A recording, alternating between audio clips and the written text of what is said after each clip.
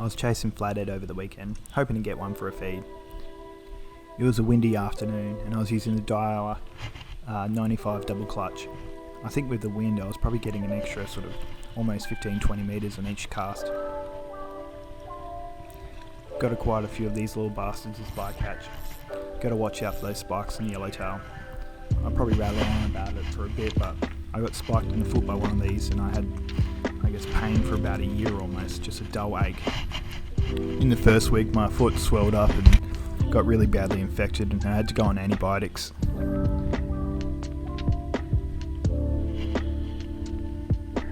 I love these chilled afternoons.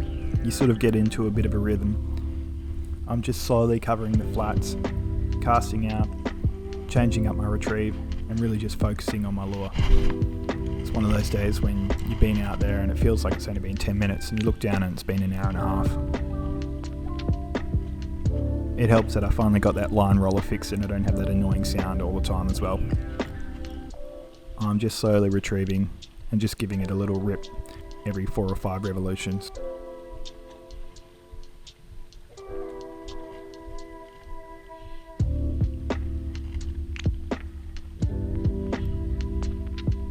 I'd probably usually do larger rips, but it was pretty windy and there was a bit of weed that had been chopped up, so every time you do a rip you're more likely to foul up.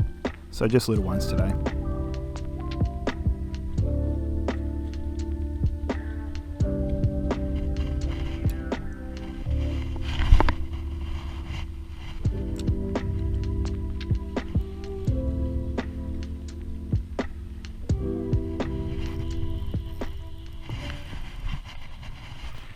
Like usual, he swam right towards me. Then he saw me and started giving me a bit of grief.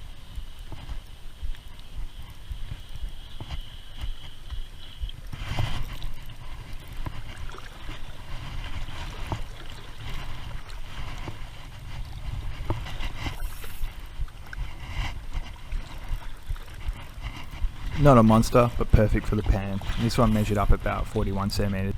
My plan was to smoke this one in butter and garlic. After scaling and gutting the fish, I make some large incisions on both sides. This will help to allow for some of the smoke to get right in there, and also the dry rub that I put over it. For the dry rub, I've got equal parts salt, pepper, paprika and garlic powder, all about just over a teaspoon each. I'm using this as a rub, not a cure, so I'm putting it on just before I smoke it. Otherwise the salt will draw out too much moisture, which is fine if you're going for a different technique. This is going to be cooked hot, so I need to keep the moisture in there. I'm going to cook it at quite high heat, and I'm just going to put it on indirect. So I put all the coals on one side of the barbecue, and then the fish on the other. I've got it on a bit of alfoil, which I've poked holes through so the smoke and charcoal flavour can get through, and also a bit of the moisture can drip out. I've just put a handful of cherry and alderwood chips. It's just your general seafood chip mix that you buy from Bunnings.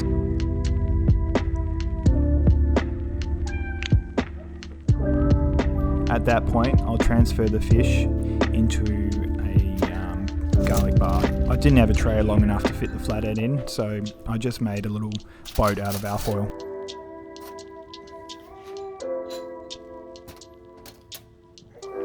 Went pretty heavy on the butter.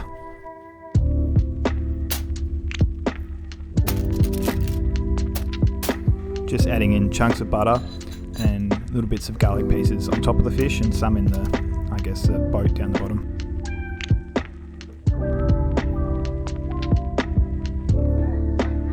After about 10 minutes, I open the lid and spoon some of that butter on top. You can see that it's melted but hasn't really bubbled up yet. I move the fish a bit closer to the coals.